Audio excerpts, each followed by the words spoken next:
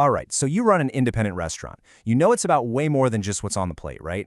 It's about surviving and it's about thriving. So today, we're going to break down a super straightforward plan for marketing your special events. We're talking about keeping those tables full and your business buzzing. Let's get into it. I mean, let's be real. You've poured everything, your heart, your soul, into creating this unique atmosphere.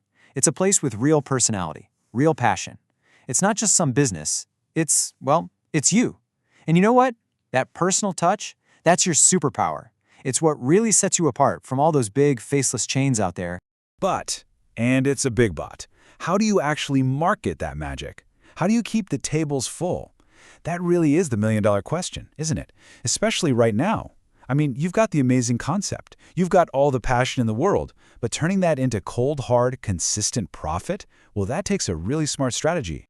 Okay, so before we jump into all the cool solutions, let's just get real for a second about the challenges you're facing, because they're very real. Look, the data is pretty clear on this one. Independent restaurants have been hit hard. You've got inflation, rising business rates, and customers who are watching every single penny. It is a tough, tough climate out there. And I want you to know, this isn't just you. It's a pressure the whole sector is feeling. So the big takeaway here? We have to give people a reason to choose you over everyone else. And what is that reason? It's all about the experience. It's time to think bigger than just the plate. We're talking about turning a simple meal out into something genuinely memorable. Right, this is the core idea, right here. Turning dining out into an event. And listen, a special event is not just some gimmick, okay? It is a seriously powerful business tool. It creates a sense of urgency, it offers your regulars something new, and it can literally transform a quiet, boring Tuesday night into a must-visit destination.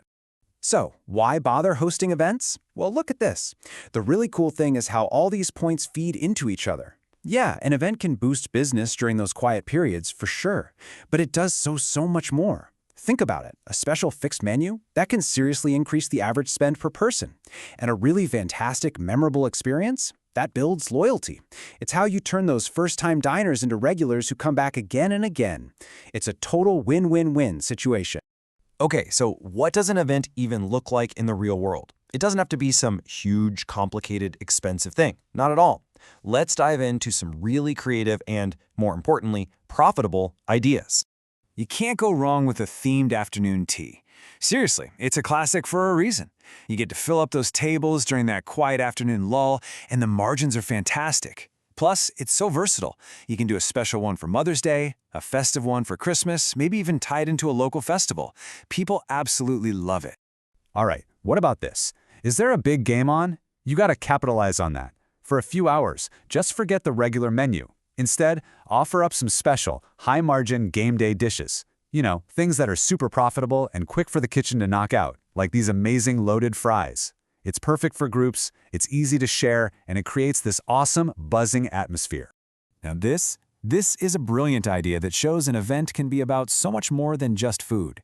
You could host something like a chatter and natter table. It's part of the Chatty Cafe scheme here in the UK, a fantastic initiative where you just designate one table where people know they can sit if they're happy to talk to other customers.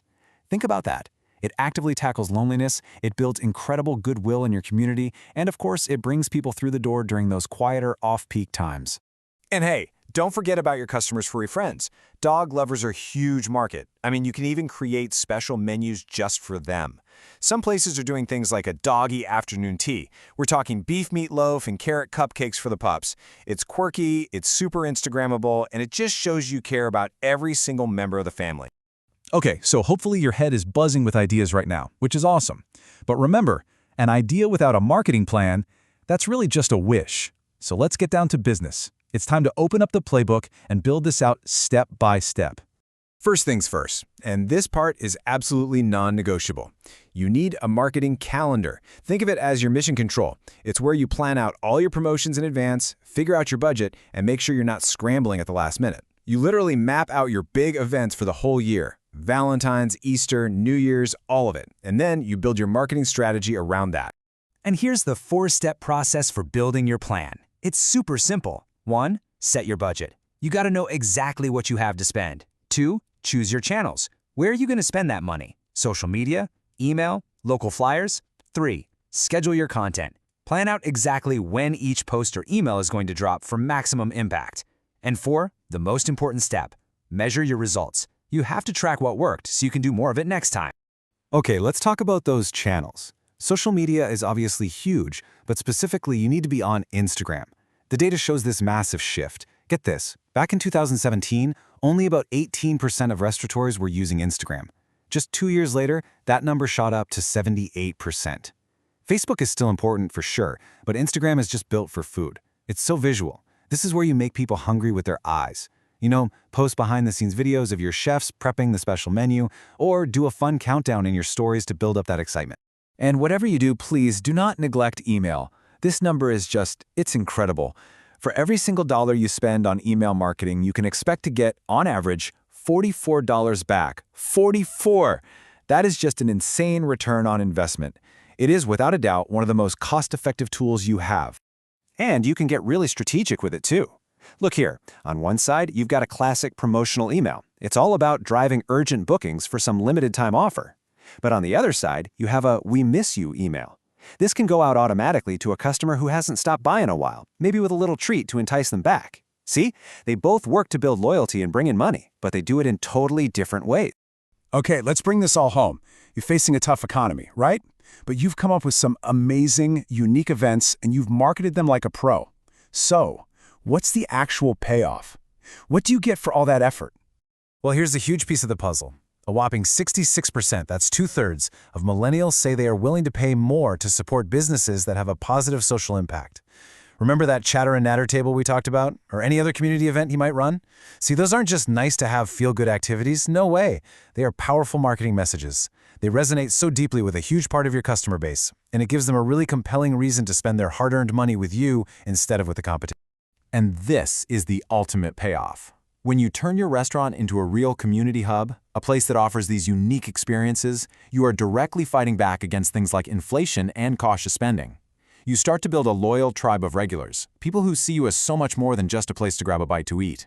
And that is how you build a truly resilient, long-lasting business. So, I'll leave you with this question. Your community is hungry for an experience. What are you going to serve them next? Think about it. What unique event could you launch next month? What story can you tell? Because at the end of the day, your customers aren't just looking for food, they're looking for a memory. So go out there and create one for them.